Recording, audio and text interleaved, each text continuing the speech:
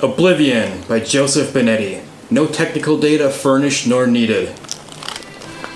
Just a circa 1950s photograph I wanted to show because the subject is the humble dark slide, which happens to be the topic of this video. Behold the 4x5 large format film holder and its big daddy brother, the 8x10 large format film holder. So I want to talk about my method of managing these when I'm photographing in the field with my large format equipment. First, a quick primer on how the film holders work. Each film holder has two sides, and each side holds one sheet of film. Each side also has a dark slide. The dark slide has two colors on it, white on one side and black on the other. What a photographer does is they decide what color indicates that the film has been exposed and which color means the film has not been exposed. And then as you work through your film, you pull it out, you take your picture, and you put it back in the other way so that you know this side has been exposed and you don't double expose your film later in the day. In a traditional black and white methodology of large format, people tend to get real precise with note keeping, so they know exactly what's in every holder. They do this so that they can indicate the contrast of every scene, and then later in the darkroom when they're developing the film, they can adjust the development time of each and every sheet to correlate with the contrast of the scene and help them get the best print possible. I, on the other hand, am a lazy photographer who is really bad at taking notes. I've tried taking notes a bunch of times. I've been like, I'm gonna be that note-taking photographer for a change, and I buy a new notebook and I go out and I write down one or two exposures and then forget to keep doing it, and later on add that notebook to my boneyard of notebooks I've tried to start over the years, each one with one or two pages of exposure notes in it. But that's okay because I primarily shoot only color film, and color film only comes with one development time. So all I need to know is, has the film been exposed or not? I also like to shoot film as fast as possible usually, because when I shoot large format I'm often in like a public setting, and without a doubt, as soon as I put my camera up, someone walks up and they're like, "Oh wow, what's that? Can you still get film for that?" And I'm like, of course I can. Why would I be out here with a camera with no film in it? Do you think I'm a performance artist? If I was a performance artist, I'd do something stupid like spray paint myself silver and do like broken arm robot dances. But I'm not. I'm trying to take a picture. I have film in the camera. So what sometimes happens in my run and gun, no note-taking methodology of shooting large format film is the following. Say I just go out into the woods one day, a nice warm day, and I wanna street photography a deer with my speed graphic. Get out into the woods, creep around quietly, as not to scare the deer, and then I'll hear a rustle in the bush.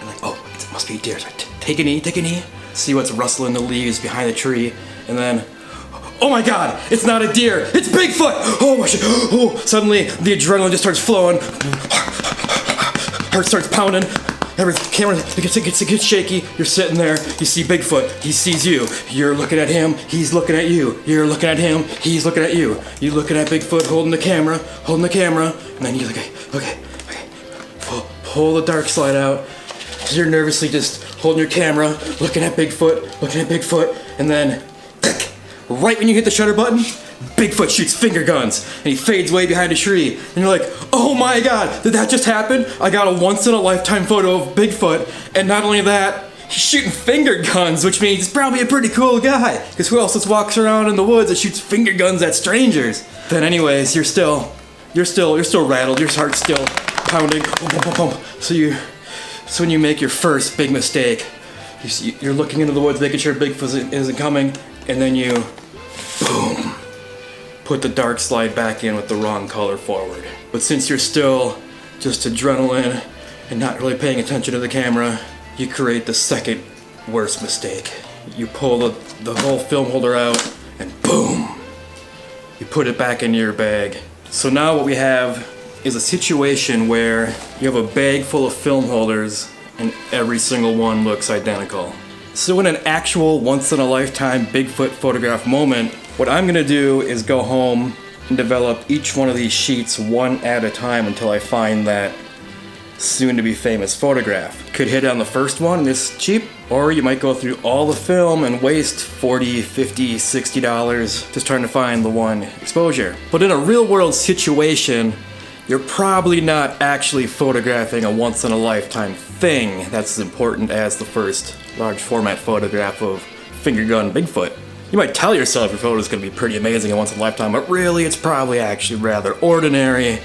We all lie to ourselves and say that, this guy included. But it can be an extremely annoying thing to have this happen. Like, let's say your work doesn't give you very much vacation and you finally saved up some vacation and you drove 3 hours to go photograph a location you've always wanted to photograph, and then you screw up the first film holder. This can throw a wrench in your whole day. Like, you can decide that, okay, that first photograph is, I'm gonna gamble with it and shoot everything else except for one and hope it's the right one, or just keep shooting and lose 2 photos to the eventual double exposure, or cut your film supply in half because now you're shooting 2 of everything else, so when that one does double expose with the original photo, you don't lose an actual copy of it. It's a pain in the ass, and it gets more expensive if you're shooting 8x10, which is where I first did this. So how do we prevent this if we're not the meticulous note-taking photographer?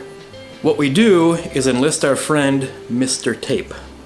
So a feature of the large format film holders are these L-locks on here that rotate and prevent the dark slide from getting accidentally pulled. Now in a lot of dark slides, they're pretty old now, they're pushing 30-40 years, and these L-locks are wore out and they often just spin freely and don't really stay in place. So what I do is I take our friend Mr. Tape and I just cut off a little piece,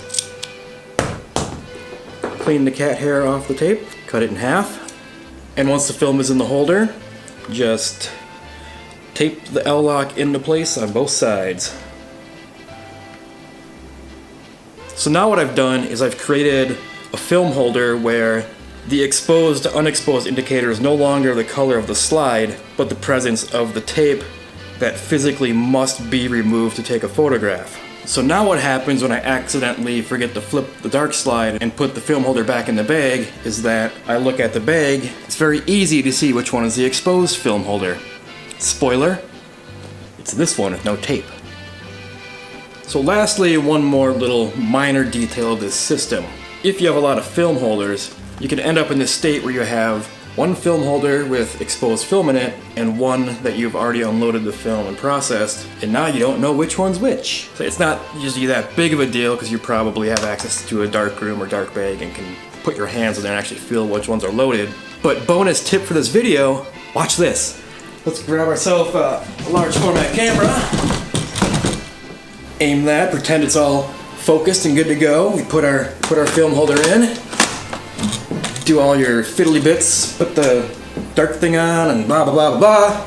But now what we do, when it's time to take the picture, we pull off the tape and just stick it right here. Whoop! Same thing for the other side. Obviously you'd flip the film holder if you were shooting the other side, but I'm just condensing this for the video. Oops.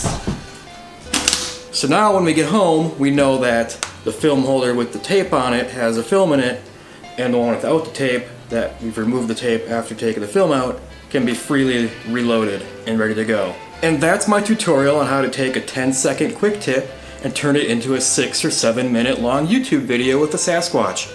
I hope you enjoyed. Now smash that subscribe button. Yeah!